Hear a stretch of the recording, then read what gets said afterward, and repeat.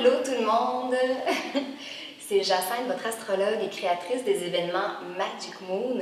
Et aujourd'hui, je suis vraiment super excitée, contente, parce que, avec moi aujourd'hui, j'ai l'invité magique du mois d'octobre pour Magic Moon, nul autre que Sophie Maffolini!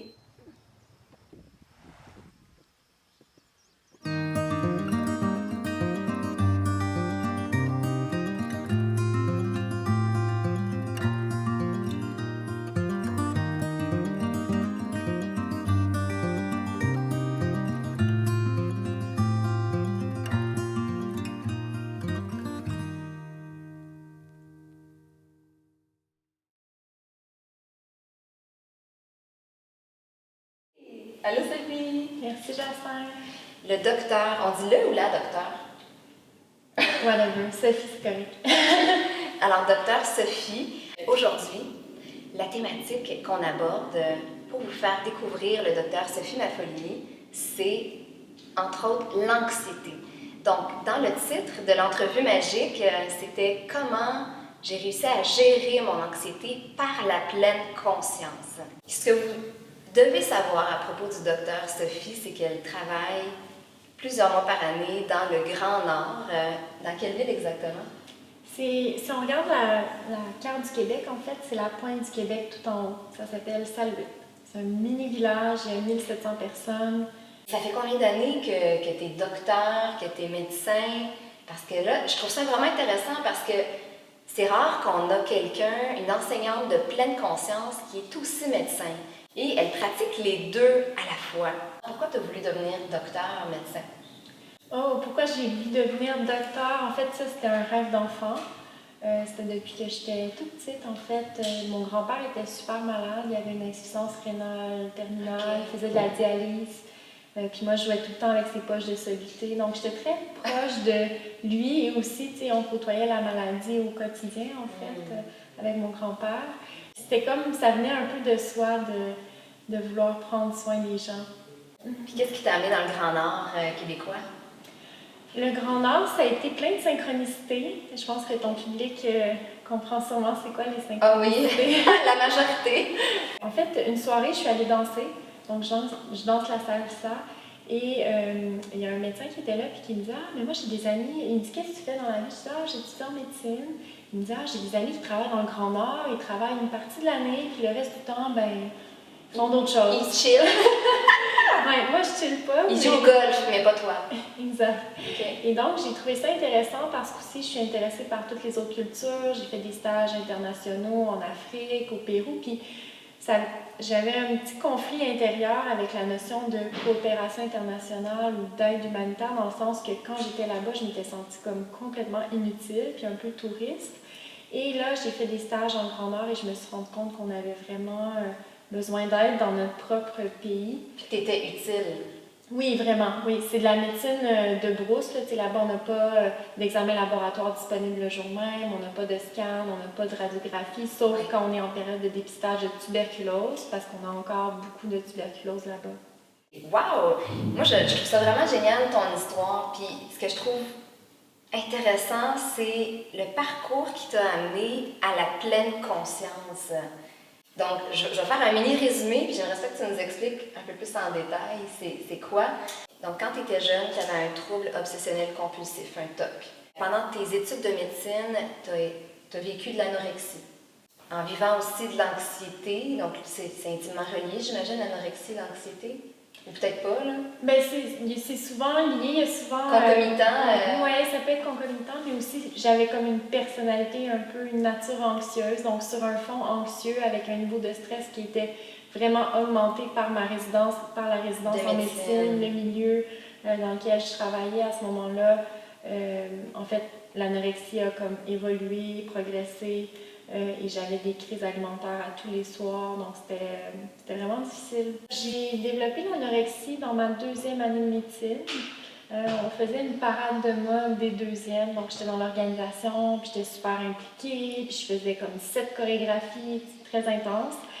Et peu à peu, il y a une petite voix qui s'est mise, j'avais jamais eu de problème avec la nourriture, mais il y a une petite voix qui s'est mise à murmurer « Ah, il faudrait que tu maigrisses pour la parade. » Avec la parade, j'ai vraiment développé une obsession envers mon image corporelle, envers le gras de mon ventre. Et donc, j'ai commencé à manger moins. Et j'ai eu une phase restrictive d'environ 6 mois. J'ai pris une année sabbatique, je suis allée au Brésil, j'ai travaillé comme mannequin là-bas. Et là, j'ai commencé à avoir des crises alimentaires qui, pendant ma résidence en médecine, ont vraiment augmenté. Et éventuellement, j'étais rendue plus malade que mes propres patients. Je me rappelle, je me sentais comme complètement déconnectée. J'écoutais la patiente qui me parlait de son mal de pied, puis j'étais comme « Oh my God, je souffre tellement plus qu'elle ». Et éventuellement, j'étais en dépression, donc j'étais vraiment triste à tous les jours. J'allais vraiment pas bien, j'avais des idées suicidaires. Tout un parcours, hein? Mais comment tu as découvert la pleine conscience? C'était en fait après une soirée de garde, donc on est de garde, maintenant je pense qu'ils ont aboli là, ici, mais nous on a encore des gardes de 24 heures dans le Grand Nord. Donc c'était après une garde de 24 heures à l'hôpital Maisonneuve-Rosemont en pédiatrie. Et j'étais dans la chambre de garde en fait, puis j'étais juste tellement stressée que le téléphone de garde sonne encore parce que j'étais épuisée, j'avais pas dormi pendant 24 heures. Et à ce moment-là, j'avais comme dans ma tête un film là, qui n'arrêtait pas de jouer, puis dans le film, je me suicidais. Et c'est le lendemain que j'ai finalement décidé d'aller consulter au programme d'aide des médecins du Québec. Et la médecin qui m'a reçue était comme « Ah, ben Sophie, je pense qu'il faut que tu arrêtes ta résidence un instant, là, pour une période. » Je me disais « Ah non, je peux pas arrêter, il faut que je continue, il faut que je finisse, parce que quand je vais finir, je vais finalement être heureuse. » Puis finalement, j'ai senti qu'il fallait comme que je l'écoute, elle, puis je l'ai cru, donc j'ai pris un arrêt santé, puis elle m'avait dit « Ah, mais si j'étais toi, j'irais lire sur la pleine conscience. » Donc c'est comme ça que après mon rendez-vous au programme d'aide des médecins, je suis allée à la librairie, j'ai acheté le livre de Kabat-Zinn qui est Au cœur de la tourmente, la pleine conscience. Je ne sais pas si tu l'as lu. Je ne l'ai pas lu, je connais l'auteur, mais je ne l'ai pas lu. Oui, puis j'avais déjà lu sur la pleine conscience, j'avais lu Le pouvoir du moment présent en Inde, mais ça n'avait pas, j'avais pas compris en fait, j'avais pas vécu. Puis quand j'ai lu Au cœur de la tourmente, la pleine conscience, ça a vraiment... Ça a été comme une sorte d'éveil là, spirituel, profond aussi, de juste m'éveiller du mode pilote automatique dans lequel je vivais toutes mes dernières années. Chaque porte est différente pour entrer dans la pleine conscience, dans le bien-être, la méditation, la croissance personnelle, peu importe comment on le nomme. Donc, sachez que c'est un livre, puis vous, ça peut être autre chose. Là. Donc, c'est tous les chemins mènent à Rome, c'est vrai.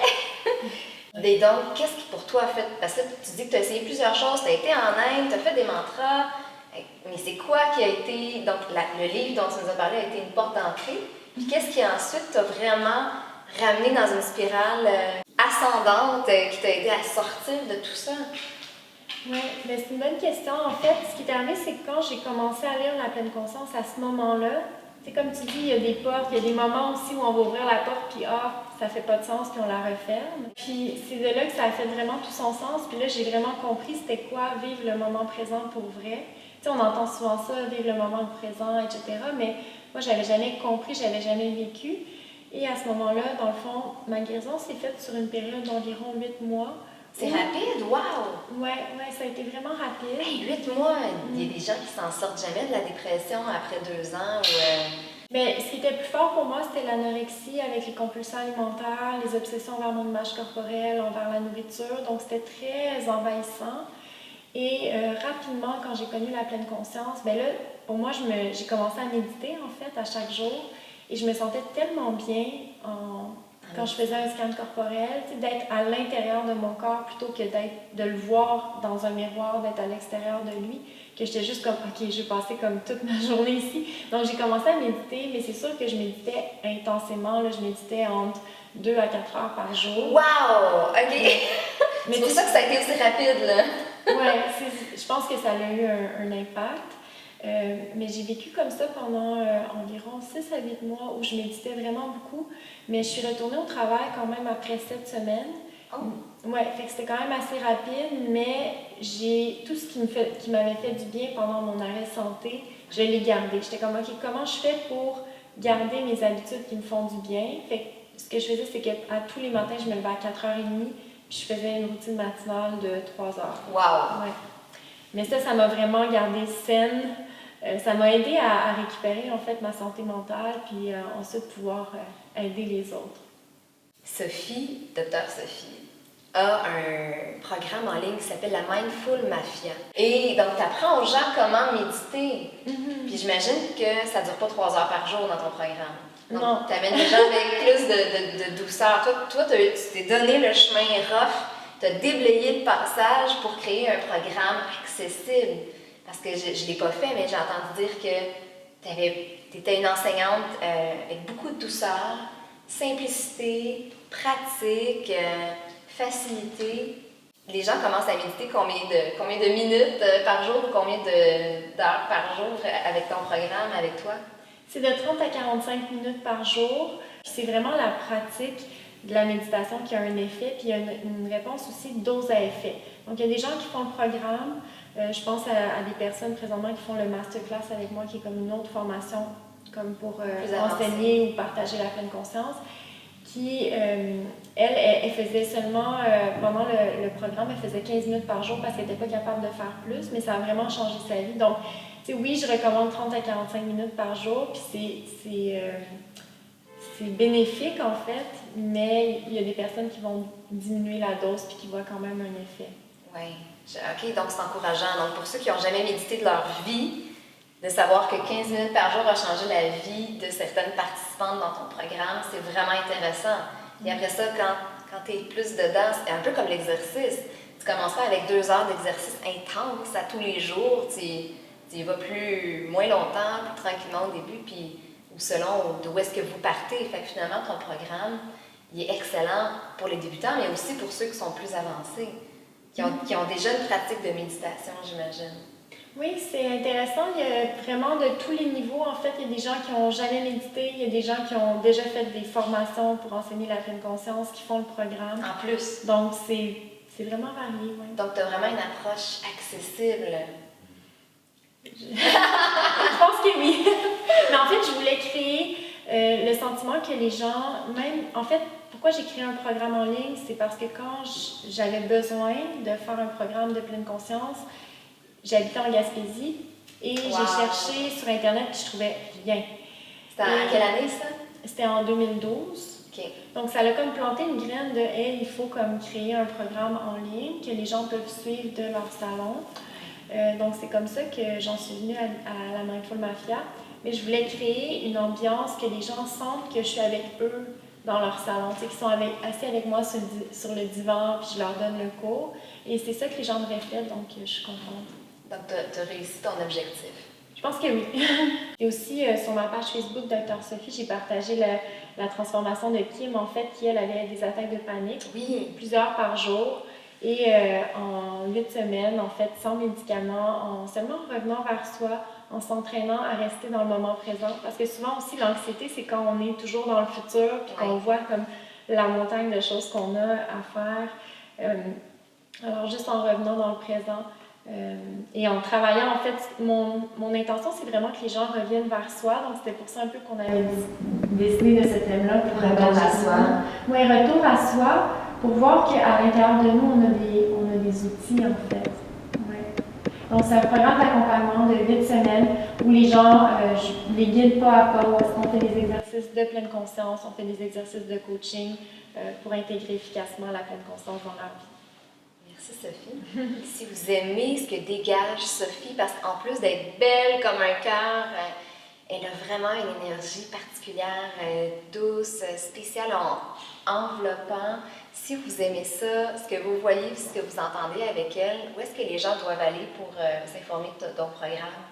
Mais il y a sur sophiemafolini.com/mindful mafia. Ou sinon sur ma page Dr Sophie Mafolini, puis ou sophiemafolini.com, puis s'inscrire à l'infolettre, puis je vais envoyer les infos cette semaine. En plus, Sophie, tu as lancé un livre qui s'appelle Méditer sans complexe. Oui, c'est paru aux éditions Cardinal au printemps 2018, puis là, c'est un best-seller, je suis super contente. Wow!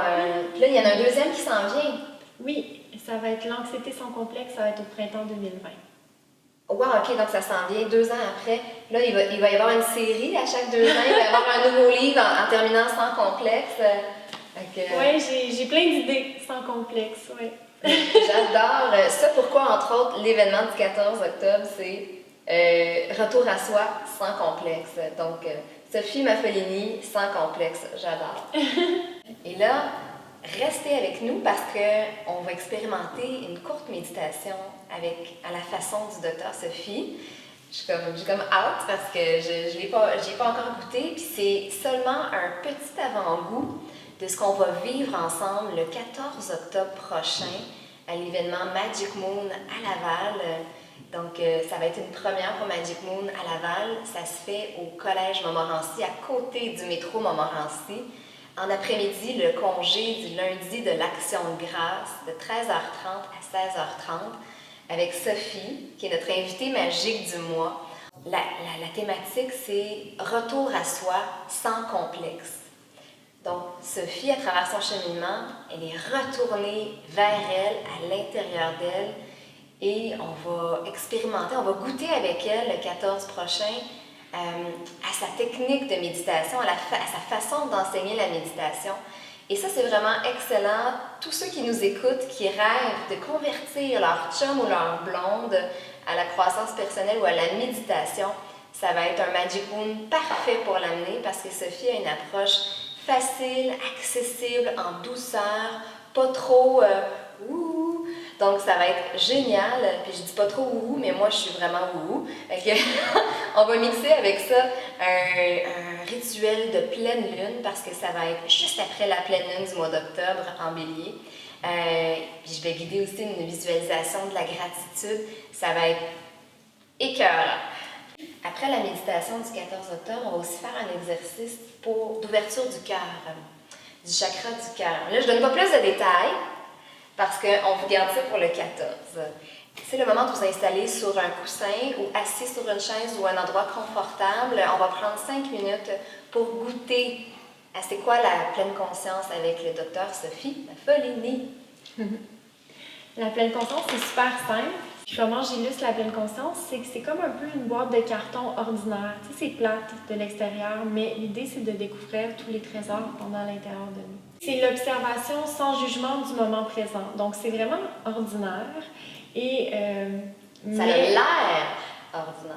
Oui, mais c'est de là que ça tire sa puissance, en fait, de sa simplicité, du fait qu'il n'y a pas de flafla, qu'il n'y a pas de musique, qu'on revient vraiment à ce qui est là. Alors, je vais vous inviter à vous installer confortablement. Vous pouvez vous installer en posture assise. Je vous invite à fermer les yeux et à simplement écouter le son de ma voix, vous laisser guider. Ajustez votre posture, pressez les fesses dans le sol, sentez votre colonne qui s'allonge. Ramenez les épaules vers le haut, l'arrière et le bas. Sentez votre poitrine qui s'ouvre. Prenez une grande respiration. Expirez, laissez aller complètement. Inspirez. Expirez, vous vous déposez ici et maintenant. Laissez tomber le poids des épaules dans vos mains. Laissez tomber le poids de vos jambes dans le sol. Vous vous déposez dans l'ici et maintenant. Et tout ce qui compte vraiment. Prenez un instant pour observer qu'est-ce qui est là pour vous en ce moment. Observez les sons à l'extérieur de la pièce.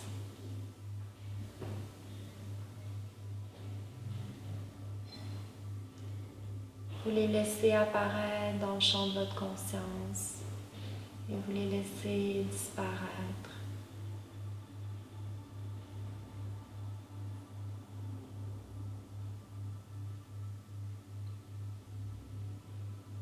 Revenez au son à l'intérieur de la pièce.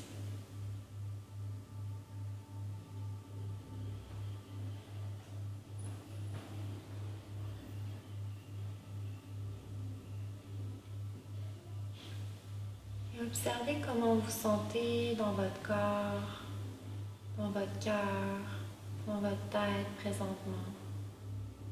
Qu'est-ce qui est là pour vous? Tout est correct.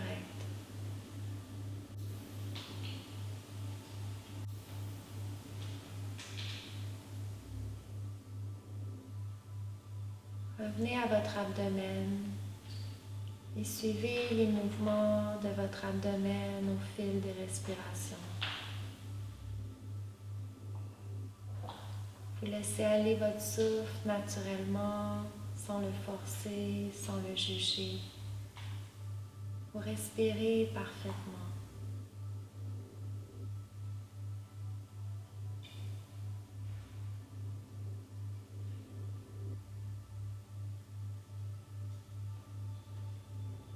Observez votre ventre qui se gonfle et se dégonfle au fil des respirations.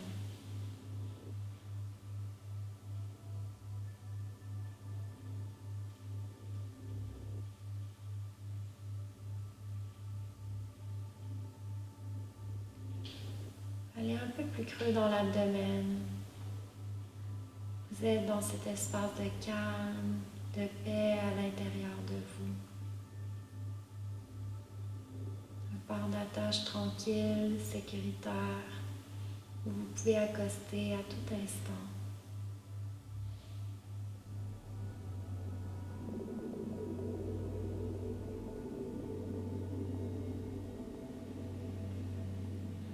Et doucement, ramenez les mains en prière au cœur.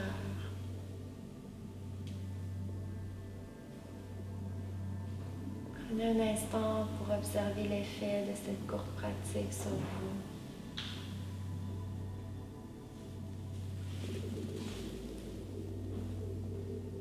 Respirez dans votre corps tout entier.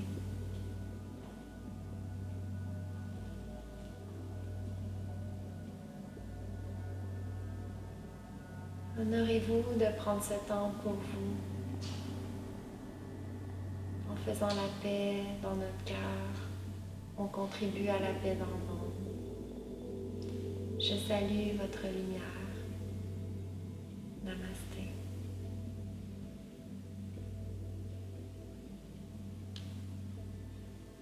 Merci. Comment vous sentez-vous? Comment te sens-tu? Merci, Sophie. Merci. Donc là, le 14 octobre prochain, tu vas nous amener à méditer un peu plus longtemps. Donc, si vous ne méditez pas, n'ayez pas peur. Vous allez être très bien guidé par Sophie à Laval en personne le 14 octobre prochain. Et on va faire ça en groupe, puis on va être entre 100 et 200 personnes. Donc, il va y avoir aussi, vous allez être supporté par l'énergie du groupe. Mais c'est, j'imagine, aussi la même chose dans ton programme en ligne, dans le sens que les gens sont à la maison, mais vous êtes quand même plusieurs personnes en même temps à le faire. Donc, il y a vraiment une énergie de groupe qui doit aider à embarquer dans le flot de la méditation. Oui, ça fait vraiment une différence, l'énergie du groupe, puis la motivation, pour la motivation, pour ce qui est du programme, puis pour ce qui est de méditer en groupe. Mais c'est sûr que même quand on le fait en live sur Internet, moi j'en guide souvent des méditations sur ma page, mais on sent l'énergie collective, des gens qui s'arrêtent ensemble, en silence. Puis comme tu dis, c'est pas de musique, puis c'est un peu ça l'idée aussi. La musique, c'est quand c'est intentionnel. Il y a plein de raisons aussi pourquoi on met de la musique. Donc, il y a des gens, par exemple, qui vont commencer à méditer avec moi, puis c'est comme « Ah, mais j'aimerais ça mettre de la musique. » Mais souvent, c'est une forme un peu d'éviter qu'est-ce qui est là. Oui, fait que c'est intéressant de voir ça. Donc, c'est pour ça aussi que la pleine conscience, souvent, la plupart du temps, il n'y a pas de musique. C'est vraiment accueillir qu'est-ce qui est là. Génial. Merci, Sophie. Merci beaucoup pour l'invitation. Je suis super contente de pouvoir participer à ton super événement et de pouvoir vous y voir. Écoute, t'es comme une star internationale de la pleine conscience, une étoile montante. Fait que je suis super honorée que tu viennes à Magic Moon puis que tu sois avec nous aujourd'hui. C'est tellement comme pas souvent à Montréal que j'étais vraiment contente qu'on puisse t'attraper en personne. Oui, super le fun. Pour rejoindre Sophie, allez voir Quand vous inscrivez à son infolette, les gens ont une méditation. Oui, vous recevez une méditation d'une douzaine de minutes environ. Hey, merci Sophie. Merci infiniment. J'ai envie de te faire un câlin, mais on a des micros. Fait que... Ouais, ça va comme faire. Ok, on va le faire pareil. Merci. Hey, bye tout le monde.